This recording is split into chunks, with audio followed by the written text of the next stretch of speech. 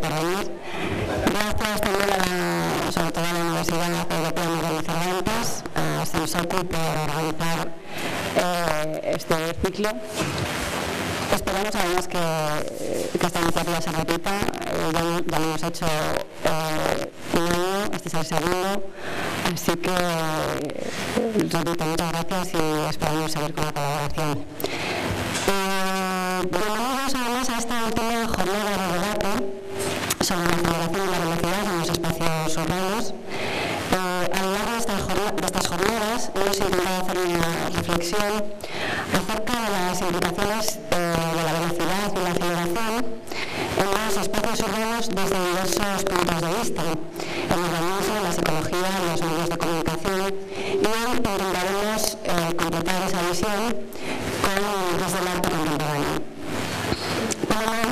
La ciudad, sus procesos, sus imaginarios, sus tramas han sido tratadas por muchísimos artistas y teóricos del arte.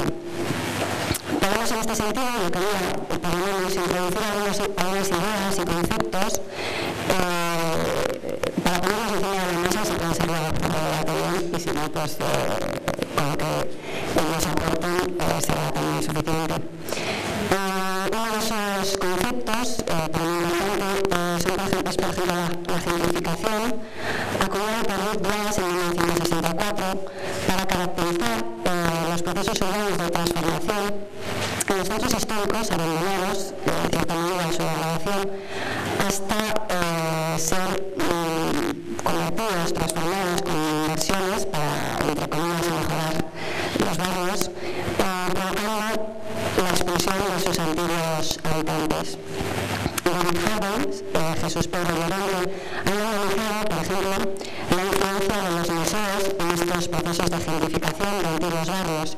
Y Will Smith, mencionando al Birmingham o al Macro, por ejemplo, en Israel, habla del mercado global del arte y de un más difuso de la industria cultural como cómplices integrales en este tipo de desarrollos.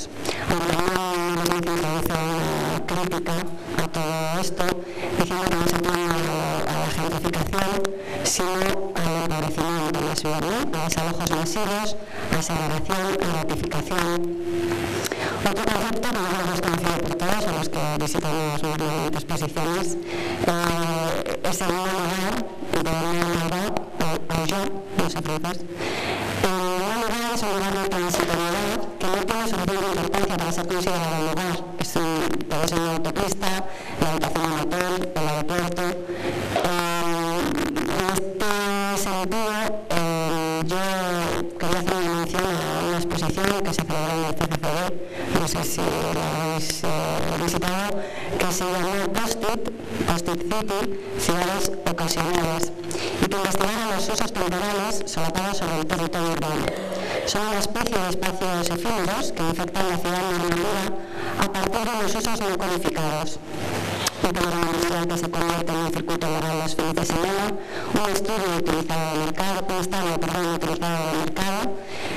determinando las variantes del fenómeno ocupa. Foucault, por ejemplo, habla de utopías como lugares que están fuera del tiempo. Y en este punto también pone a las bibliotecas y a los museos como ejemplo, ¿no? Fuera del tiempo. Hay otros que están fuera de las sanciones sociales, como la guerra, que adquieren una velocidad distinta a la del mundo, asumiendo su propia aceleración. O también fuera de la tradición, como los lugares sagrados. Gentrificación, un lugar, heterotopía, sociedad líquida, que sí que Joaquín en sus otras canciones de la sociedad líquida está también en el folleto, que es un término de un sociólogo polaco, Zygmunt Bauman, enunciado como digo por Joaquín y en el folleto, y que se distinguen son sociedades que se distinguen por promover los ideales del consumo desmedido, el individualismo y en definitiva la fragilidad de todo vínculo humano. En verano, en 2007, en Valencia, hice una exposición, estaba en 3 partes, eran 3 exposiciones, que eran Speed 1, Speed 2 y Speed 3, centrada en esta relación entre el arte moderno, el arte contemporáneo, y el concepto de velocidad y movimiento. comisariadas por Dan Cameron, Francisco Calvo Seballer y Marga Paz. Había una obra en esa exposición, la de Dan Cameron, que se llamaba Liquid Time, de Camille Torbach, donde una secuencia de imágenes de Tokio avanzaba y retrocedía en función de los movimientos de los espectadores de la sala, por ejemplo, ¿no? La última referencia, antes de presentar a los protagonistas de hoy, son los imaginarios urbanos. La ciudad imaginada, dice Armando Silva, precede a la real. Su dimensión estética no será solo reconocida en sus dibujos o en sus arquitecturas. Su dimensión estética, su dimensión profunda, corresponde a las formas mentales que van apareciendo en el hacer colectivo. Aquello que hace que una ciudad sea marcada como ciudad del placer o como la ciudad más peligrosa. La creación imaginaria es un nuevo estrato de estudio de la ciudad, una nueva topografía. En definitiva, como escribe Rafael Torí, la ciudad solo acontece en el cuerpo que la registra, en las palabras que la nombran. La ciudad es el lenguaje. Paso entonces, después de esta breve introducción, a presentar a Daniel Castillejo, licenciado en Bellas Artes, técnico responsable hasta 2001 de la gestión de la colección de arte contemporáneo del Museo de Bellas Artes de Álava. Hasta 2001 director también de la Sala América en Vitoria, conservador hasta 2007 del Departamento de Colección Permanente y Análisis Artísticos del Centro Museo Vasco de Arte Contemporáneo de ATIN, y desde octubre de 2008 director de este museo.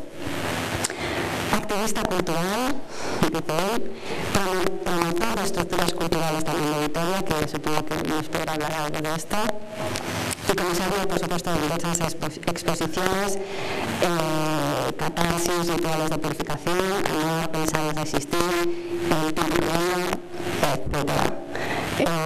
Paso la palabra entonces a Daniel Castillejo. Gracias, María. Buenas tardes, muchas gracias por su asistencia. Quiero agradecer, desde luego, por supuesto, tanto a Patio Herreriano y a la Universidad Europea Miguel de Cervantes, la presencia aquí, a Cristina Fontaneda, directora de Patio Herreriano, a María, y luego es un placer estar con Jordi Colomer, uno de los más importantes artistas en esos momentos de todo el panorama del pasado reciente y del futuro seguramente, y del presente por supuesto. Bien, yo ahora que tú has hecho toda esta presentación, yo empiezo a entender un poquito más, porque al principio me preguntaba qué es lo que podía decir yo aquí, porque efectivamente, viendo un poco todo el elenco de personas que han estado pasando, pues daba una impresión que estábamos hablando de otro tipo de aceleración, otro tipo de velocidad, pero efectivamente, dándole vueltas en casa a este asunto, me di cuenta de que realmente sí que hay una referencia absoluta del arte contemporáneo, el tema de la aceleración, de la velocidad y del tiempo, que viene a ser casi lo mismo. Se habla de otro tipo de velocidad, se habla de otro tipo de aceleración, se habla de otro tipo de tiempo. No es la velocidad de la termodinámica, no es la velocidad de las leyes de la física, no es la velocidad constante que es espacio partido por tiempo, ni nada de eso, sino que se habla de una velocidad poética, pero muy real. Yo quería básicamente hablar de este punto de vista, luego puedo contar algunas experiencias que han tenido que ver con las cuestiones que ha planteado María Martín, pero sí que me interesaría especialmente justificar y saber y expresar por qué desde el arte contemporáneo se plantean estas cuestiones. También me di cuenta, y revisando algunos textos que he hecho para diversos artistas, catálogos, que en todos ellos, en algunos párrafos hablaba justamente de la velocidad y hablaba del tiempo. De hecho, la última exposición que he comisariado se llama El tiempo que venga, Y yo creo que igual tiene también una relación para explicar mi presencia aquí. Y porque, como muchos de vosotros conocéis, Paul Virilio, que es el gran teórico de la velocidad y de la aceleración, plantea justamente que la velocidad es el tiempo. En 1996, mejor dicho, un reconocido físico, Alan Sokal, publica en una prestigiosa revista llamada Social Test un artículo muy serio, muy sesudo, pero falsamente científico, o mejor dicho, pseudocientífico, que pretendía poner en evidencia la utilización por una serie de autores, filósofos y sociólogos, poner en evidencia nociones, conceptos y tesis extraídas del ámbito de la física y de las matemáticas, de manera poco científica y sin rigor, según él. Cuando tal artículo comenzó a ser alabado por la crítica, por la filosofía internacional, por la crítica especializada en filosofía, Sokal destapó que todo era una farsa. Había creado un artículo absolutamente un collage de falsedades extraídas de la ciencia y de la física y de las matemáticas, y todo el mundo se lo había tragado. Este físico, prestigioso físico, Alan Sokal, ha publicado varios libros después explicando un poco todos estos pormenores. Y en el último libro describe cuál era su intención y quiénes eran sus objetivos. En esos libros, el último que ha publicado, que acaba de salir, que se llama Imposturas intelectuales, arremete contra la filosofía europea, contra una serie de autores como Derrida, Baudrillard, Virilio y otros muchos, acusándolos de impostores, de científicos y de montar universos falsos de interpretación del mundo y del ser humano. Este encontronazo entre la ciencia y la filosofía interpretativa, esta acusación de intrusismo de la filosofía en los sistemas cartesianos de investigación, no sería más que un incidente sin importancia, como tantos ha habido a lo largo de la historia, en el lógico desenvolverse de las aparentes contradicciones entre humanismo y ciencia, si no fuera porque en el fondo subyacen dos cuestiones que determinan una profunda visión del mundo. Por un lado, el descrédito de la poética. No podemos negar que tras muchos enunciados científicos se esconden profundas cargas poéticas. Escuchar a un científico decir que un agujero negro es un objeto desplomado sobre sí mismo, nadie puede negar, oyéndolo, el inmenso poder de atracción especulativa, ensoñadora de la imagen. Leer que Paul Virilio, por ejemplo, que hablamos de él, dice que la velocidad de la luz no transforma meramente el mundo, sino se convierte en el mismo mundo, forma parte de unas pocas maneras que tenemos para iluminarnos en la niebla de la desorientación que nos da la velocidad, esta velocidad pignoléptica. Y por otro lado, las acusaciones de Sokal denotan que nos hallamos en el seno de una lucha sorda entre dos grandes fuerzas de cuyo resultado surgirá o no una consciencia del mundo y del ser humano, por defender su autonomía o por perder definitivamente su capacidad de previsión, de análisis del presente y también de especulación sobre el futuro, convirtiéndose definitivamente en un bit inconsciente.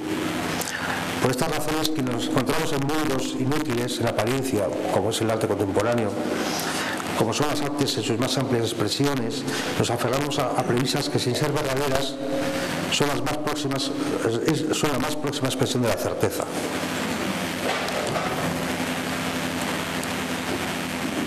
Decía que en algunos textos, sin querer, estamos revisando algunos textos para sacar algunas notas sobre esto, he hablado sin darme cuenta, sin ser consciente de ello, sobre la velocidad y sobre las consecuencias que la velocidad tiene en el mundo de nuestros días.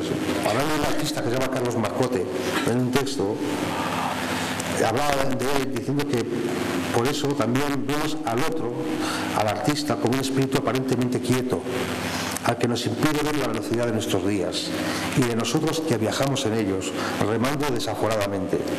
Estamos demasiado ocupados en ver cómo el mundo nos adelanta, se nos escapa, sin que podamos hacer nada por mucho esfuerzo que hagamos en ir a la par. En la exposición del tiempo que venga, que es una exposición, como he dicho, que tiene mucho que ver con este tema, que tiene que ver con una concepción, una revisión del concepto de tiempo, y en el fondo es el concepto de velocidad, como vamos a ver, uno se da cuenta perfectamente de que el juego de palabras que significa el tiempo que venga, que habla de dos verbos, del tiempo que venga, el subjuntivo de venir, y del tiempo que se venga, el que nos pasa por encima. Ese juego de palabras, el tiempo que venga, habla de dos tipos de tiempo. Dos tipos de tiempo y dos tipos de velocidades. Por un lado, el tiempo cronológico, Saturno, Cronos, devorando a sus hijos, ese tiempo que se muestra en la soporte más claro, que es la piel, habitualmente, el cronológico, el intermitente, el tiempo lineal. Y luego está el tiempo, ese es el tiempo, el primero es el tiempo de la venganza, y luego el tiempo que venga, el del subjuntivo, el tiempo de venir, el que habla de la incertidumbre. Y ese, en la mitología griega, está representado por Kairos. Kairos, que es, como seguramente sabréis, uno de los hijos, algunos dicen hijos, otro hijo, otros dicen nieto de Saturno, uno que se salvó de ser devorado por Cronos. Y Kairos tiene mucho que ver con la velocidad. ¿Por qué? Es un diosecillo feucho, con alas en los pies, bajito, pero que siempre va a una gran velocidad. Pasa por delante de nosotros continuamente a gran velocidad y con sus alas en los pies, y es calvo completamente, excepto un mechón del pelo al que a uno se aferra cuando pasas al lado suyo, si es capaz de poder atraparlo. De ahí viene la expresión, la oportunidad la pintan calva, porque realmente Kairos es calvo, excepto ese mechón que está hecho para ser agarrado. Es el tiempo de la oportunidad, el tiempo de la ocasión, el tiempo que es el que hablamos, el tiempo contemporáneo, el tiempo de la velocidad, el tiempo de la velocidad en nuestros tiempos. Lo único que ocurre ahora con Kairos, sencillamente, es que está tan democratizada la velocidad que se ha convertido en millones de oportunidades que son imposibles de atrapar. Por ello, definía la idea de pignoloxia, que lo he dicho antes, pignoloxia, como el estado, el momento en que la mente se ausenta por un corto periodo de tiempo. Ese momento que hemos tenido muchas veces, que estamos como ensimismados, estamos viendo, eso es un momento pignoléxico, que no tiene nada que ver con lo epilépsico. Lo epilépsico tiene que ver con la excepción. El pigno viene del griego, que significa habitualmente o por costumbre. Y ese momento ese momento de ausencia de la mente es pignoléctico. Lo que pasa es que la sociedad actual es así. Olvidio lo define bien sobre este tema. La sociedad actual es pignoléctica porque estamos continuamente ensimismados, estamos continuamente ausentes del tiempo. Estamos ausentes, pero esa ausencia lo único que nos hace es negar absolutamente las posibilidades y las oportunidades. Negamos a Kairos. Y ya, por dejarle ya tiempo también a Jordi,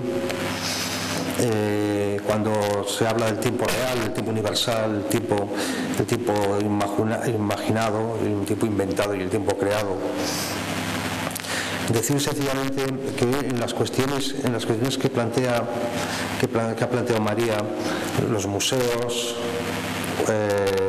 los centros, los no lugares de Marauger, de todos estos sitios, decir mi experiencia con el Museo Arquín, o mi experiencia o la experiencia del Museo de Vitoria Arquín, que ha sido un fracaso en ese sentido.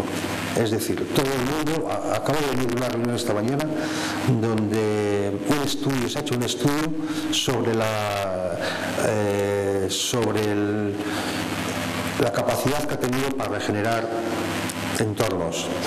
Pues bien, todo el mundo ha esperado absolutamente un hecho mágico sin intervención, que solo por la propia presencia del museo, esa zona de Vitoria, que es la zona este, que es una zona bastante menos tocada por los urbanistas, por los ayuntamientos y los poderes institucionales, no ha sido tocado, y es imposible. Esto no se puede hacer si no se hace no por la propia si se hace solo con la presencia de un museo, sino tiene que haber una estrategia alrededor de ello, para que estas expectativas que se crearon, esta especie de efecto Guggenheim que se ha creado en todos los museos, en todos los centros de arte de España y del mundo, pues se convierta en una realidad.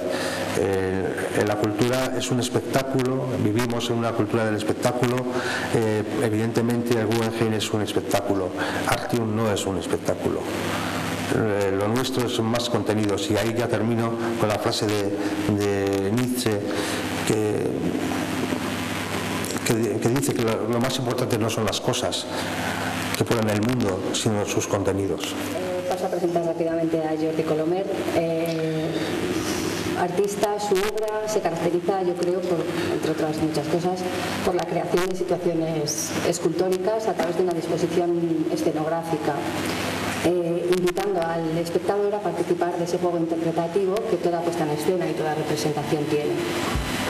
Jordi Colomer dispone... Más todavía. Jordi Colomer decía, o pone en escena un lugar nuevo para la escultura a partir del encuentro y la contigüidad contaminadora entre la arquitectura, la escritura y la representación, confirmando la propuesta que hacía ya en 1990, en la que declaraba él mismo, esto lo has dicho tú, Jordi, no distingo entre objetos, palabras e imágenes. El pasado año 2005, el Museo Patio Herreriano, aquí se dedicó una exposición a Jordi Colomer, realizada en coproducción con el Institut d'Art Contemporain Villeurbanne de Francia, en la que presentó una selección de vídeos, instalaciones, fotografías, esculturas y obras sobre papel realizadas entre el 91 y 2005, con la que se proponían enlaces entre su actual producción y obras anteriores. La exposición pretendía seguir esta idea y por tanto huir de los recorridos predeterminados. Se alejaba del visitante como mero usuario, consumidor de imágenes, sugiriendo al espectador dejarse llevar y establecer asociaciones entre los diversos artistas.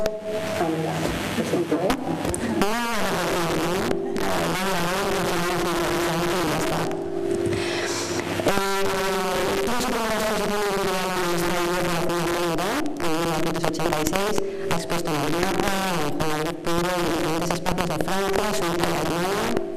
Además ha participado en el SEPA Teatralen, en Camden Center en Londres, en las exposiciones de Canadá, en Portugal, en México y Austria, entre otros países. Uno de sus últimos trabajos se ha podido ver en el Museo de Japón. Te paso la palabra, Jordi. Buenas tardes a todos, muchas gracias por asistir a esta mesa redonda del seminario.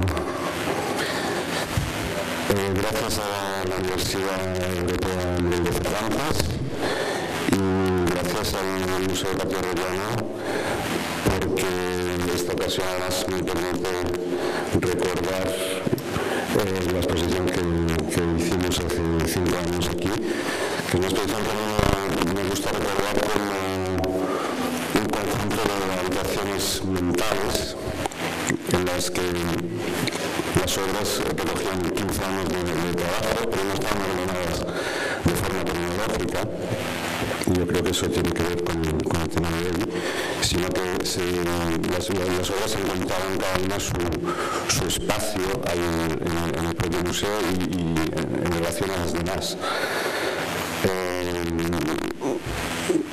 Eso es una cosa que siempre he intentado evitar, precisamente, que es esa idea de que el orden de las cosas tiene que responder a unos esquemas preestablecidos así sin discusión, como por ejemplo que una exposición retrospectiva de 15 años tendría que respetar un orden cronológico, ¿no? Creo que hay la manera en que nosotros pensamos y vivimos no es una evolución así progresiva día a día, sino que hacemos vueltas atrás o relacionamos cosas del pasado con cosas actuales, etc. Bueno, esos 5 años que han pasado desde esa exposición, cada uno de ustedes habrá vivido esos últimos 5 años de manera muy distinta, ¿no? Esos 5 años son objetivamente 1.825 días, son 43.800 horas, o que es lo mismo 2.628.000 minutos, o lo que es lo mismo 157.680.000 segundos, o lo que es lo mismo también un número indeterminado de instantes. Instantes, como digo, instantes, ahí ya el sistema de medición del tiempo ya se tambarea un poco y tenemos que entrar a definir cada uno que entiende por instantes, ¿no? Para introducir este tema me gustaría simplemente dar unas imágenes creadas, una secuencia de imágenes creadas en 1904, digamos atrás en el tiempo,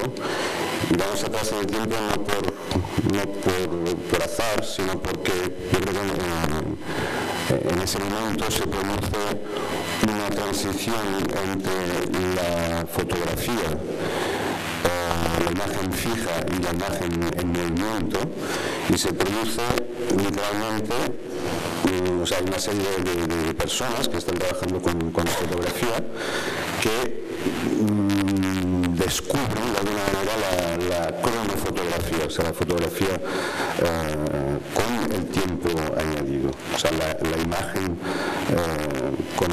con ese factor tiempo. Y como se verá después, ese momento está íntimamente ligado también a la idea de ciudad. Quiero pasar solamente estas imágenes porque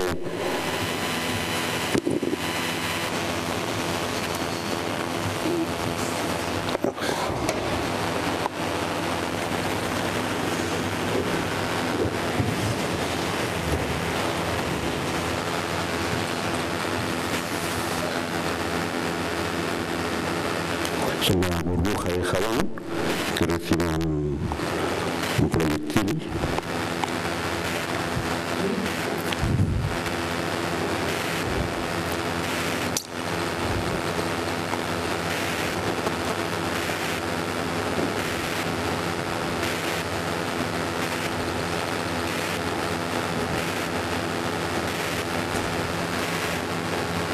Y esto era el sistema que estereoscópico, traen fotografías, dos distintas fotografías, porque la manera de ver es, antes de que existiera la proyección, había como unos aparatos, se intentó mucho eso, el poder ver a través de los dos ojos esas imágenes, ¿no? Bueno, porque yo creo que estas imágenes hablan de la idea precisamente del tiempo, evidentemente, y del instante, pero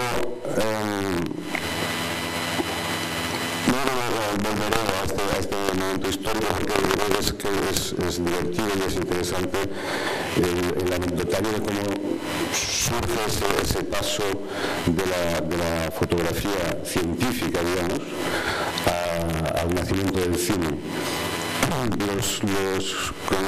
fotógrafos de ese tiempo, básicamente está Marelli, que es un científico, un fisiólogo que hace investigaciones del movimiento del cuerpo humano y de los animales, y empieza a trabajar muy seriamente con fotografía para estudiar ese movimiento del cuerpo, de tal modo que llegan a montar un estudio de fotografía muy importante en París, y de ahí llegan sin darse cuenta de manera al cine.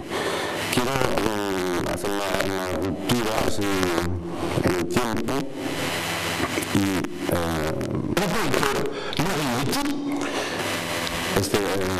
tengo un fragmento de una entrevista con Claudio Giglio, le voy a decir que está un poco exaltado y enfadado, como es habitual en él,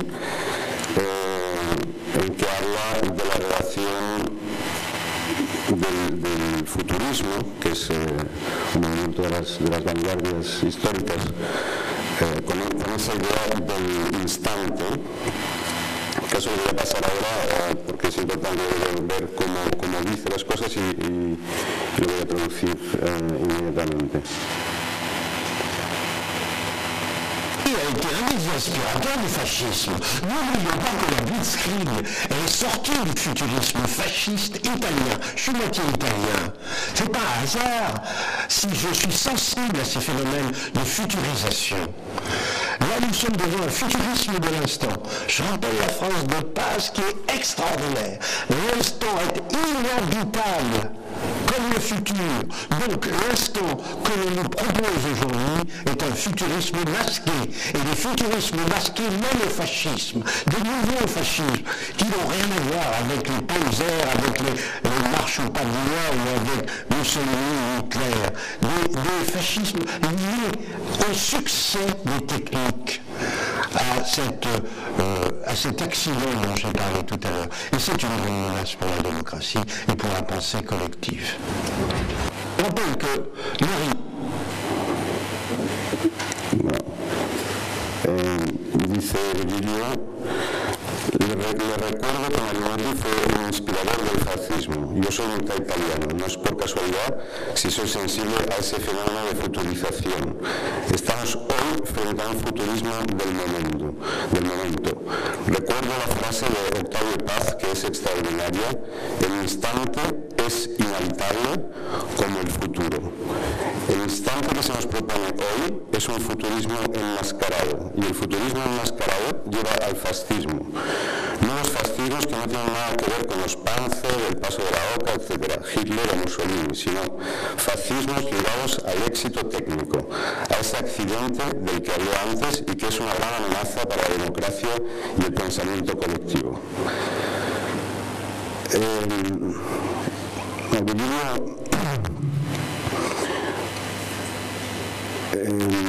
Advierte, yo creo, básicamente su mensaje así con el que yo me quedo, es que deberíamos intentar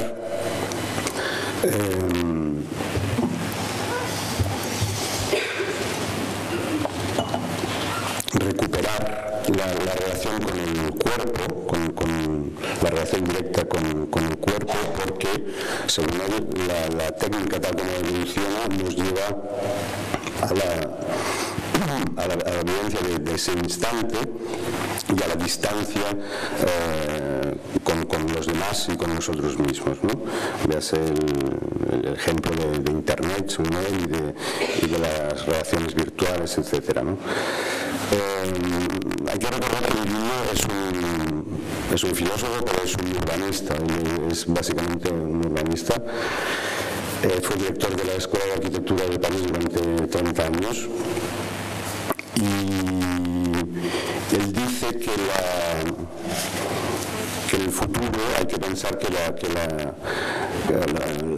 relación para vencer esa dictadura del instante tiene que pasar por la ciudad, y que hay que repensar la ciudad. Me permito poner un ejemplo también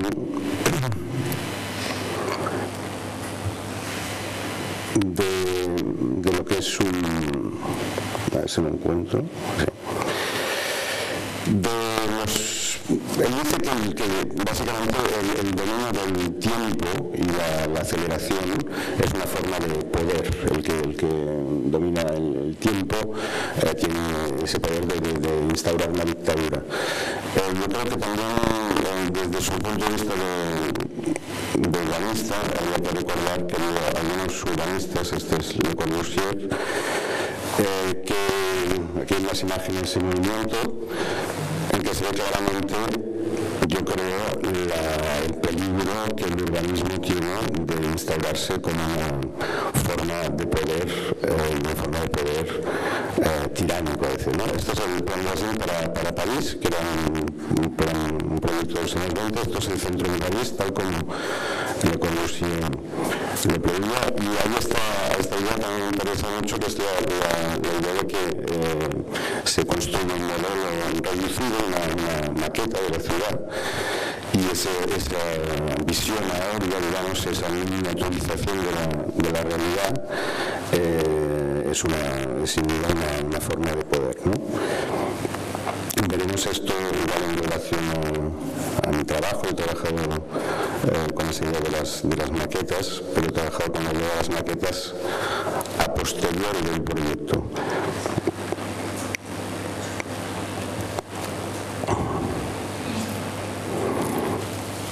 Bueno, yo quiero volver a ese momento de la cronofotografía.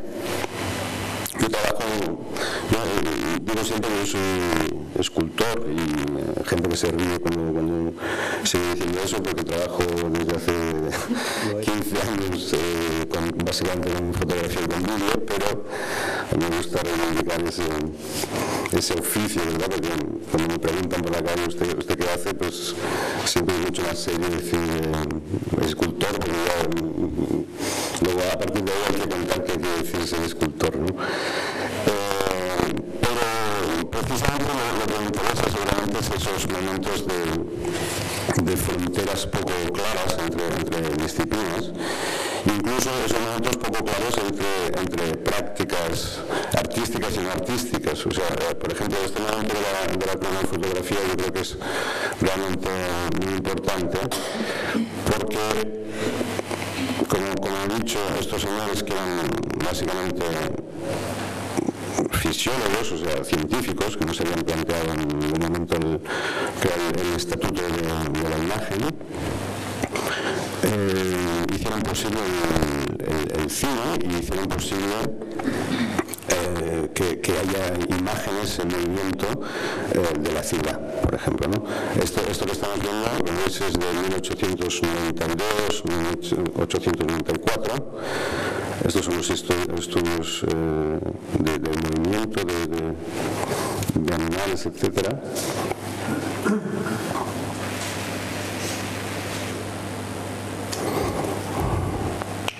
Y como vemos aquí,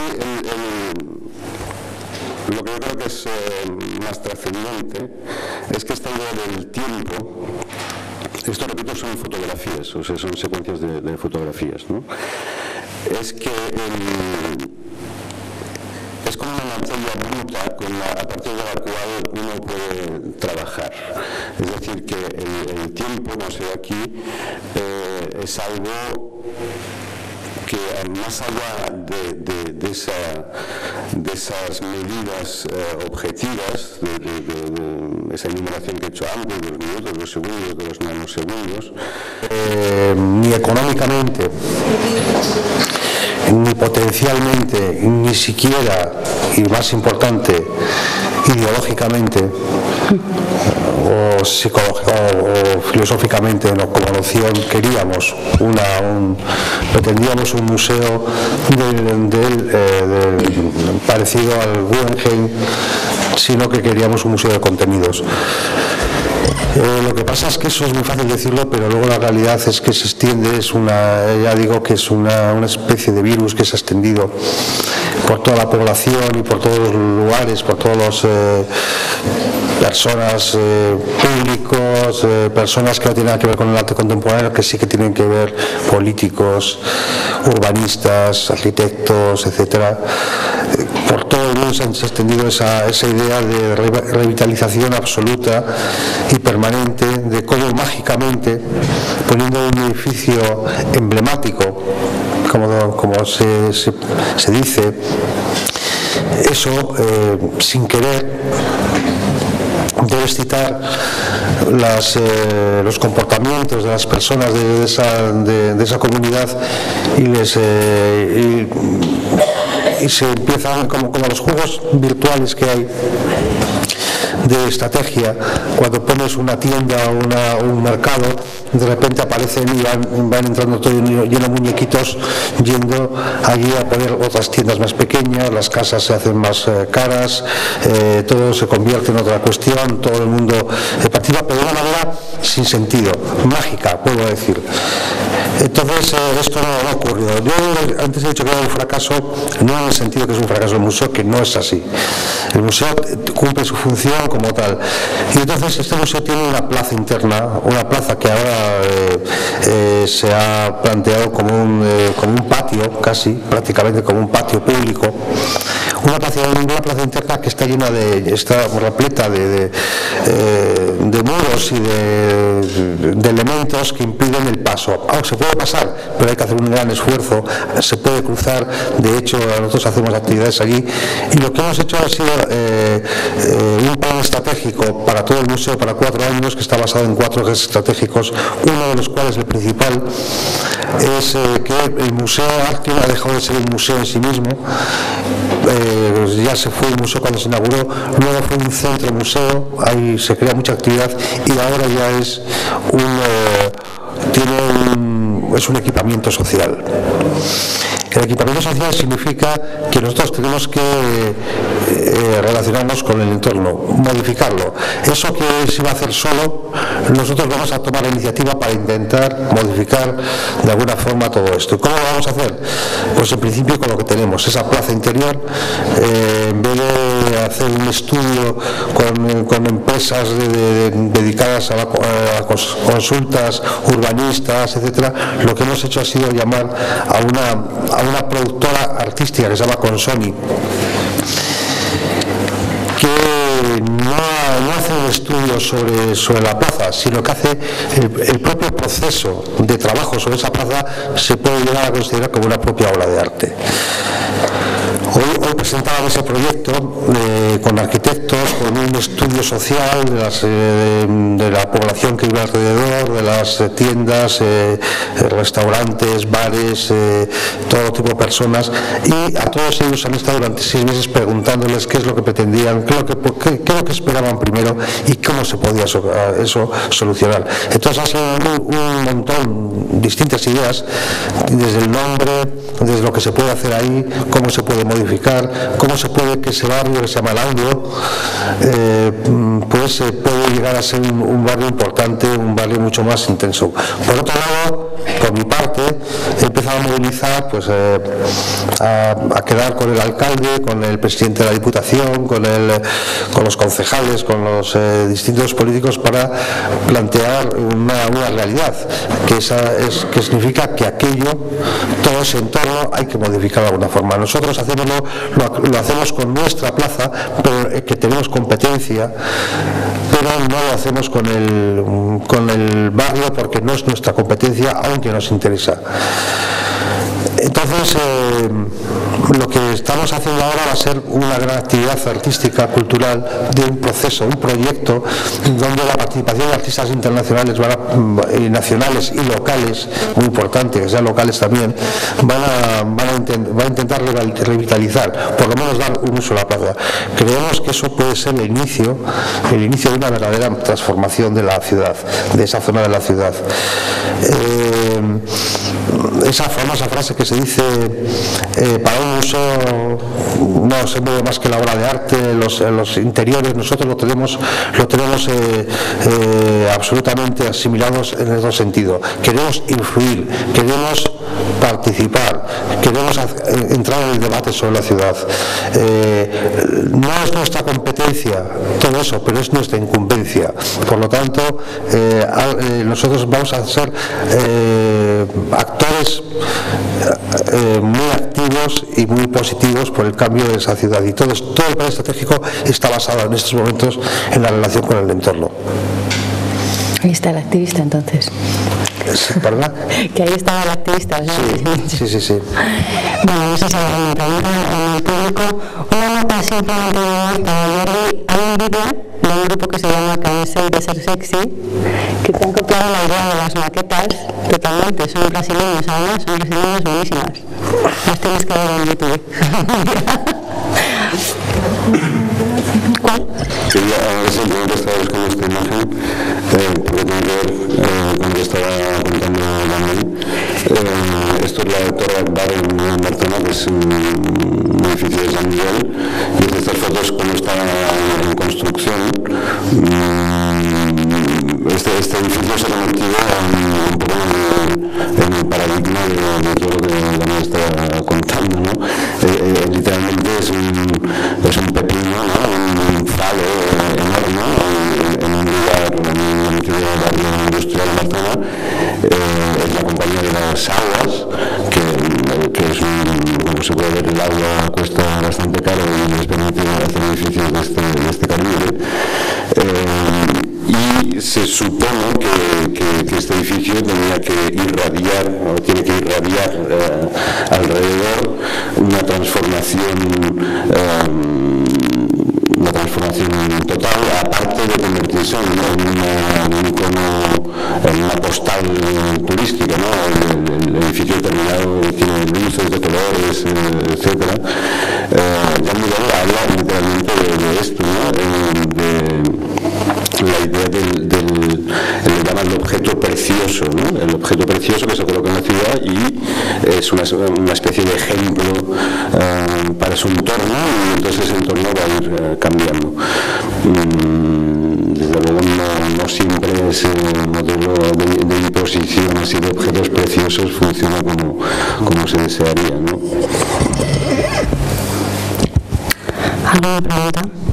No sé si hay micro o se oye suficientemente bien. Cuando, al comienzo de la intervención de Daniel Castillejo, cuando has evocado la fórmula de la mecánica clásica de que la velocidad es el espacio marcado por el tiempo, he tratado de trasladarla al ámbito de los museos y de las exposiciones temporales, ¿no? Y entonces me surgía, ¿no?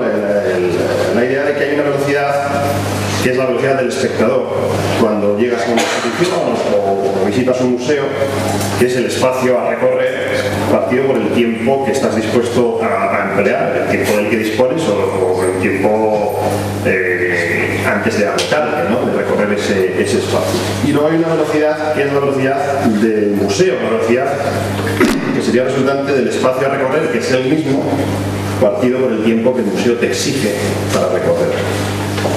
Jordi ha estado mostrando sus esculturas, como veías en vídeo, que exigen un tiempo creciente. O sea, el cociente del tiempo que el espectador ha de emplear en recorrer el museo, ese cociente, ese tiempo del museo ha ido creciendo. Luego que la velocidad a la que nosotros visitamos el museo en relación con la velocidad a la que el museo nos exige que lo visitemos, se han ido separando de una forma tremenda a medida que ha crecido ese cociente. Yo creo que es una paradoja, porque así como estos vídeos, nosotros aquí sentados en la penumbra de la sala estamos dispuestos a dedicarle un tiempo suficiente, quizás cuando recorremos el museo no disponemos de ese tiempo, no estamos dispuestos a emplear ese tiempo, ¿no? Entonces hay como una disociación de estas dos velocidades cada vez mayor, y no sé si eso lo contempláis los programadores cuando programáis exposiciones o el propio artista cuando está definiendo su obra y el tiempo que nos va a exigir para recorrerla. Pero no sé si esto tenéis alguna reflexión que hacer al respecto. Bueno, es cierto, hay una subversión del tiempo, está clarísimo. Lo único que pasa Lo único que ocurre es que la obra de arte no es un tiempo, como he dicho yo antes, que es el tiempo medio, el tiempo constante, sino que lo único que pasa es que la obra o la exposición o el museo es polisémico, es decir, es muy variable, y yo creo que se tiene en cuenta absolutamente por parte no solo de los programadores, sino de otro tipo de sectores o de departamentos o equipos del museo, esas posibilidades de que y se dan tiempos. Se dice, usted necesita 30 minutos para ver, si quiere, esta exposición, la va a ver de una manera determinada, pero usted tómese su tiempo, tómese el tiempo que necesite. No es el tiempo medio, es el de la velocidad partido por tiempo, pero el tiempo que usted necesita es menor o mayor, y eso desde luego está clarísimo. Por ejemplo, ¿cuál es el tiempo medio? El tiempo medio de una exposición, lo que dura, por ejemplo, la audioguía, que dice, habla 3 minutos o 1 minuto de cada obra. Usted ahí, si suma su mirada a cada exposición, el tiempo que pasa de una a otra que le va llamando, dirá, bueno, pues en media hora lo he visto. Pero evidentemente la polisemia, la capacidad que tiene, la capacidad, y esta sí que es mágica, que tiene la obra de arte para ser interpretada, las posibilidades que tiene para ser vista de distintas maneras, en distintos tiempos, en distintos momentos, en distintos días o en años, eso es una cosa, eso es grandeza pura, y esa posibilidad que permite la obra de uno controlar su propio tiempo o no controlarlo, pues es perfecta, ¿no? Y luego la paradoja, yo antes, esa paradoja que tú planteas, que es cierto, donde cómo se subvierten los tiempos con los museos, es la misma que yo decía antes de la cafetería, ¿no? Es la de cuando, la misma paradoja que cuando vemos un semáforo en ámbar en la ciudad, en vez de frenar, aceleramos para pasárnoslo, porque si no estaríamos parados, y eso es peligrosísimo, ¿no? Porque mucha gente cruza ahí, ¿no? Pero si os fijáis, cuando veis en naranja, rápido para pasarlo, que es justamente exactamente lo que no se pretende. Sí. Yo creo que precisamente el museo o el lugar donde se expone el arte, que no tiene por qué ser siempre el museo, es un sitio privilegiado precisamente para que cada uno libremente emplee su tiempo. Por ejemplo, el cine nace en un cierto momento tiene una duración específica.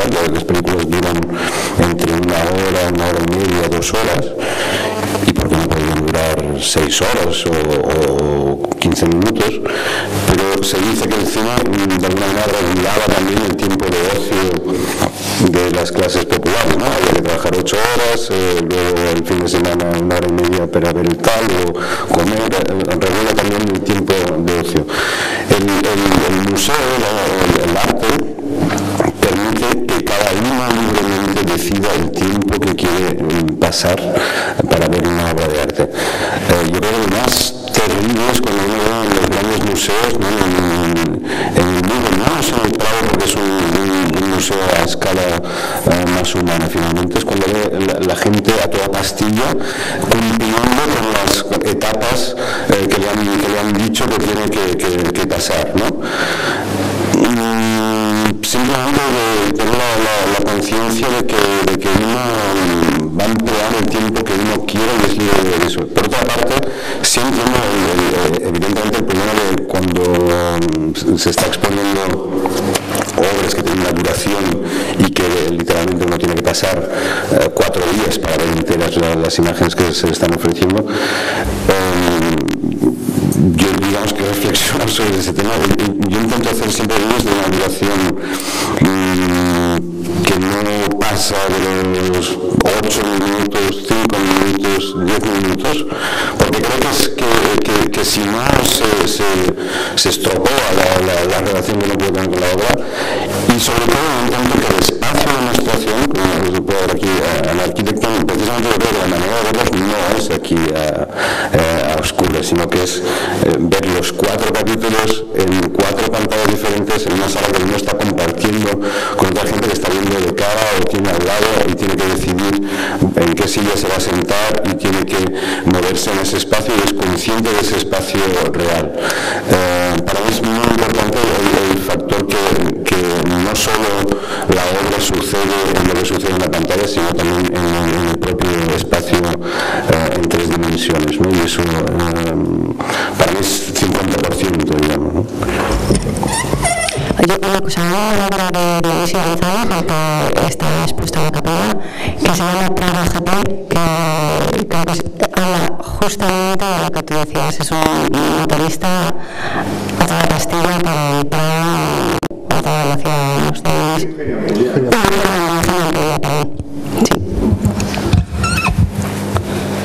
¿Más preguntas?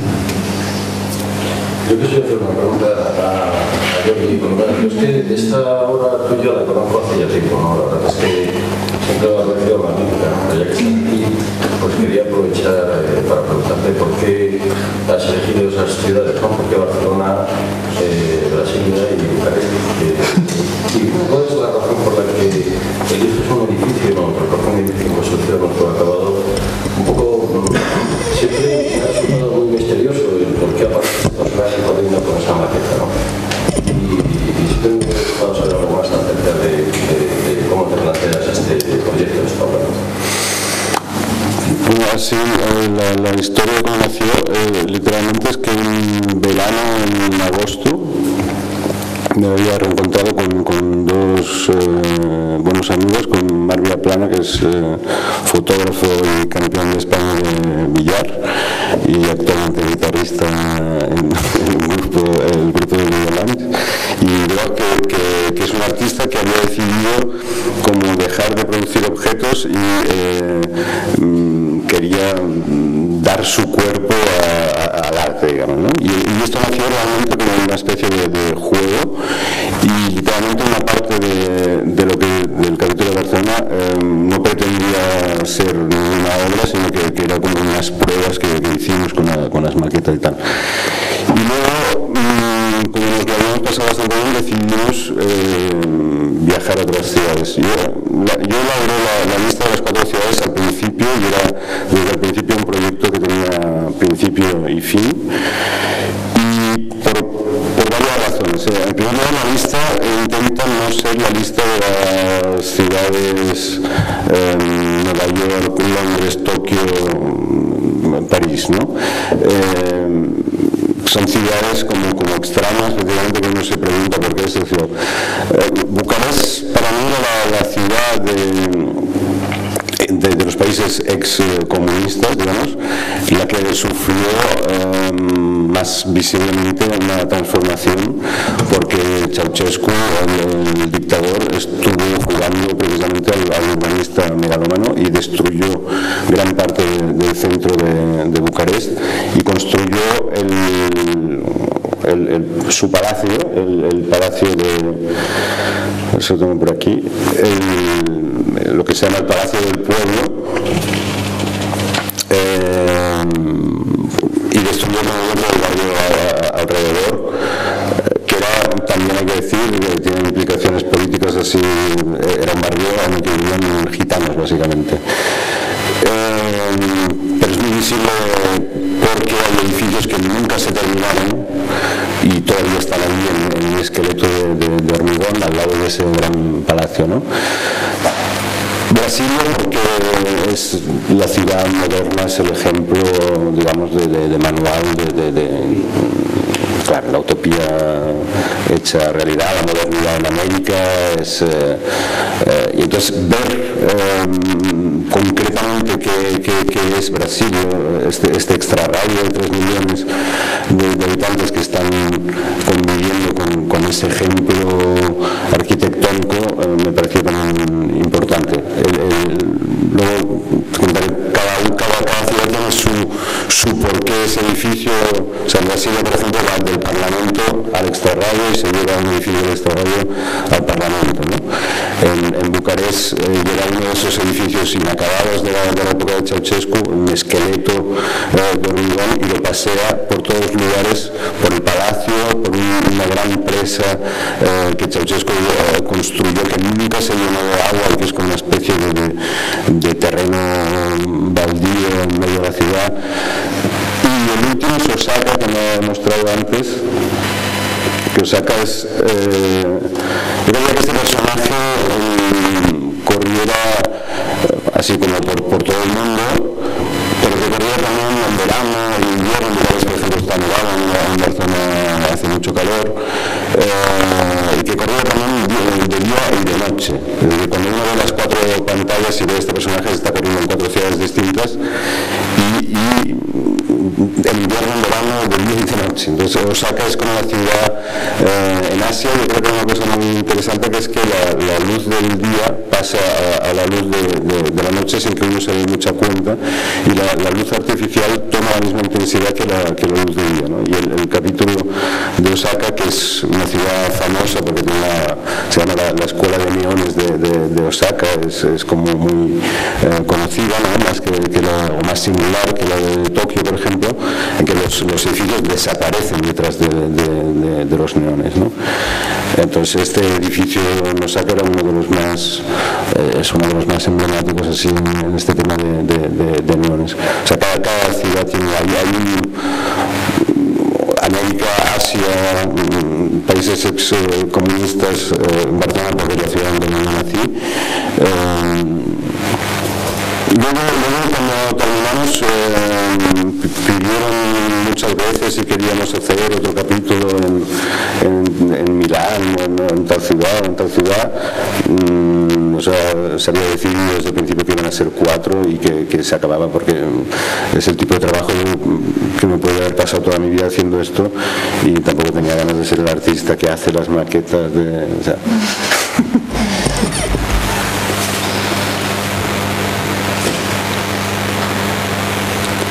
Si no hay más preguntas, sí que me gustaría pasar la palabra a Joaquín Esteban para que despida un poquito el curso. ¿Te parece? Bueno, bien, sí. La verdad es que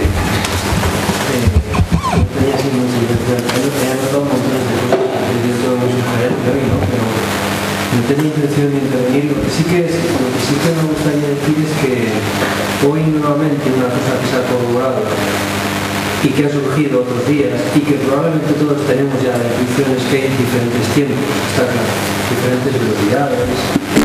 Por ejemplo, también he empezado hablando de una velocidad poética, que creo que es la primera vez en todo el ciclo que ha aparecido, y no de otras velocidades, otros tipos de aceleraciones.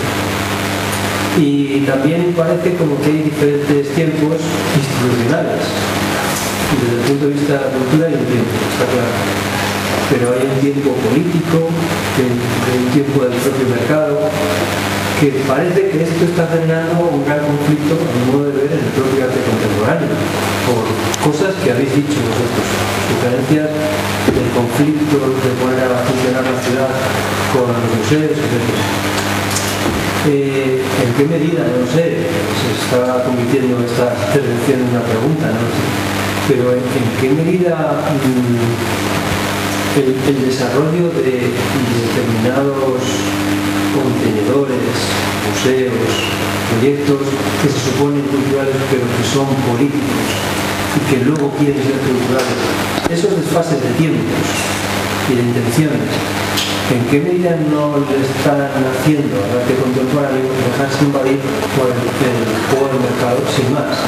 Esto no es malo en el principio, el juego del mercado lo invade todo, ciertamente. Pero cuando digo esto es, este juego del mercado, aquí se ha convenido en el transcurso del ciclo de que buena parte de todo el discurso de los espacios cronológicos del propio tiempo tiene que ver con el desarrollo del devenir del capitalismo, como se estaba produciendo en la modernidad líquida, que hablaba antes de María, ¿no? Entonces, la reflexión que pensar es, igual que la intervención anterior que hablaba de los desfases temporales entre los receptores y las propuestas, hoy existen todavía museos que tienen obras que han de ser visitadas con su carácter aurático.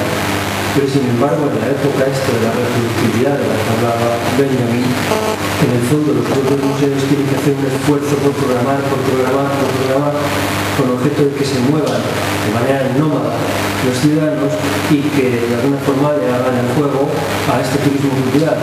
¿En qué medida eso no es la aceleración del arte contemporáneo? ¿En qué medida los programadores y los propios artistas no se encuentran sometidos por este juego sociológico? Siempre al artista y al arte le ha condicionado su sociedad, pero ¿en qué medida esto no condiciona? Así que lo que iba a ser una pregunta, pero bueno, creo que tiene mucho que ver con la aceleración en el arte contemporáneo. Luego, si queréis, tenemos un... Bueno, tienes toda la razón. La percepción de los tiempos es evidente y es clara, ¿no? Hemos hablado de distintos, ¿no? O sea, yo, por ejemplo, he hablado también de Kairos, que es un momento de oportunidad, de ocasión, que era el momento de preguntarle a un artista cuáles son sus, como ha hecho este interviniente, cuáles son sus motivos para hacer esto o otro. Yo estoy lleno de curiosidades de ese tipo, ¿no? Pero evidentemente en la filosofía los filósofos hablan de un solo tiempo, un tiempo universal.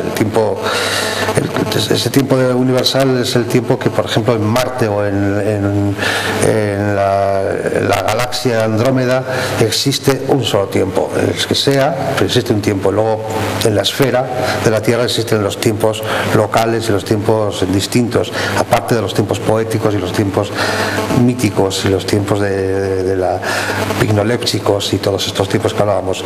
Sin embargo, yo creo que has dado la clave cuando hablabas de el tiempo aurático, ¿no? El tiempo aurático efectivamente forma parte de un dispositivo diabólico, ¿no? Diabólico en el sentido positivo, según diabólico, porque es transformador. Es un dispositivo que no puede pararse. Es un dispositivo que está lleno de fechas claves. Puede ser la imprenta, ¿no? De los primeros elementos de reproductibilidad. O puede ser ya los elementos mecánicos que decía Walter Benjamin, ¿no? Ya la fotografía, ¿no? Él hablaba de la fotografía como paradigma. Claro, en ese momento la fotografía era lo primero que empezó a ser reproducido mecánicamente, sin intervención humana, y hablaba de esa posibilidad, esa pregunta que se hacía de la pérdida de aura, de la pérdida del fetiche, del objeto hecho con la mano, que queda impregnado de esa idea fetichista, de aurática, y sale hecho por una máquina que no ha tocado el hombre, ¿no? Y todo eso, esa dinámica diabólica, en el sentido que digo de dispositivo imparable, nos ha llevado a esto, a este momento, ¿no? Nos ha llevado a este momento, y hemos pasado por todos estadios, hemos pasado por espacios de... yo me estaba acordando ahora cuando estaba pasando Jordi las imágenes de esas pompas de jabón con los proyectiles, que esas, no sé si son películas o fotografías, no sé exacto, son fotografías, como esa técnica que son de finales del siglo XIX serían, posiblemente a principios del XX, no sé, esas imágenes cambiaban el arte completamente, no esas imágenes o imágenes de ese tipo, ¿no? Pero están en un estadio, en un espacio tosco, si os dais cuenta, ¿no? Está en un espacio tosco porque ese espacio tosco es ese espacio cuando se produce una invención, una creación, nunca llega a superar a lo que quiere sustituir, sino que tiene que pasar un espacio tosco hasta que ya se convierte en color, se convierte en no sé qué, se convierte en cibernética, se convierte en otras cosas, ¿no? Y ese aura que muchos dicen que se pierde y que solo está impregnada en los elementos fetichistas tocados por el ser humano, desde los óleos hasta los objetos, esa obra yo creo que sí existe, creo que existe absolutamente, existe porque existe la mirada nuestra sobre eso, la interpretación de eso. O sea, la concepción poética de los objetos y de los tiempos, la concepción poética de los tiempos es lo que permite que nosotros impregnemos de aura las cosas. Entonces, cuando Paul Virilio habla de que la velocidad es el tiempo real, es verdad, pero aquí estamos nosotros para escaparnos de los no lugares, para poder impregnar de nuestra poética y de nuestra interpretación, de nuestro discurso las cosas, para poder extraer de ahí. Y se puede decir claramente que de cualquier objeto artístico, cualquier objeto con intención discursiva, con discurso, se puede extraer elementos auráticos. Por lo tanto, yo me puedo entender los estadios que definen la filosofía o la física sobre la velocidad, sobre la aceleración, sobre el tiempo, puedo entenderlo perfectamente. Sin embargo, yo puedo pensar lo que me dé la gana. Puedo pensar lo que me dé la gana de cualquier cosa, de cualquier imagen. Las imágenes efectivamente las imágenes están llenando todo, están perdiendo efectividad, pero tenemos que tener esa capacidad de resistencia, que eso yo creo que es lo único que nos puede salvar. Bueno, la verdad es que me ocurren un montón de cosas, no sé si es minutos, pero por dar la réplica, y yo conozco por suerte el arte y es una pregunta retórica. ¿Tú crees que el arte podría ser un no lugar? Yo ya te anticipo, desde mi punto de vista no lo creo, pero podría ser un no lugar el arte.